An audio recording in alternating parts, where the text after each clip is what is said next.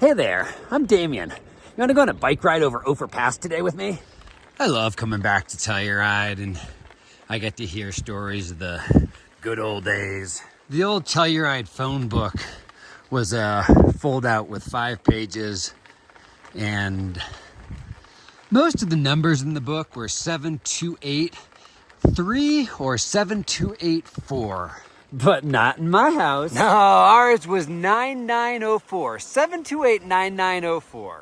Unless you work for Ma Bell, the significance of a phone number starting in a 9 probably is lost on you. Sure is a good thing that I'm here to tell you about an arcane form of communication that we used back in the 70s, 80s, 90s. You might even be familiar with it because some of those great movies from the last century definitely used these. It was called dun, dun, dun, dun, a payphone. Who has a payphone in their house and not a regular landline? That's correct. 301 North Oak Street, 2 blocks up from the courthouse. Did not have a landline, but had 9904, a payphone. Why, you may be asking? So in the early 70s, when my parents moved here, lots of people were coming out, lots of hippies, and they were all like crashing at their place, and they loved it. They were entertainers, and it was a good time, free love. People were fleeing the cities, heading out west for open space and get away from some of the craziness that was going on in the late 60s. Even though the world right now is experiencing absolutely chaotic times, I don't know that we've even come close to what was boiling over in this country in the late 60s. So we find ourselves again back at 301 North Oak Street in the mudroom by the payphone. And back to those hippies making those calls from the payphone. And why? Why, you ask? Well, it has a lot to do with the cost of long distance in the early 70s. So many a guest at the house when we had a regular phone would say, "Yo, hey, Lynn Ray, like it's been 3 weeks since I left Detroit hitching my way out here. Can I use your phone to check in with my family?"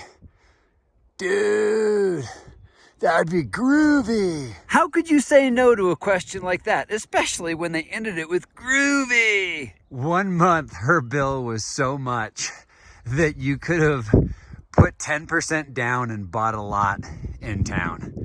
And while my mother was exceedingly wealthy by the day, being an art teacher at the school one year and starting the Telluride Council for the Arts and the Humanities, you know, those high-paying gigs. So my mother looked at other avenues to stay in touch and have a phone in the house. And since she had a business, Locomotion, she was able to get a payphone installed. It wasn't all bad having a payphone in the house.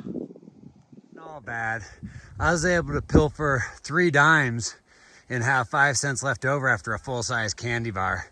In a house where sugar was not allowed, well, where there's a will, there's a way. And now you know the rest of the story.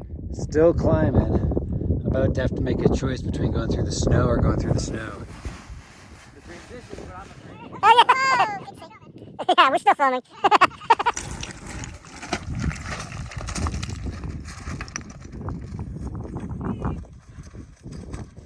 Today's story was brought to you on top of a Revel R+. I named it Gravel Plus. That's my name for her. Today's summiting of Overpass is brought to you by Telluride Brewing Company's Face Down Brown, an American brown ale. Today's ride is being fueled by Breakaway Energy, espresso with a twist of lime. That was more Snagglepuss than the guy from Beverly Hills Cop, but we're going with it.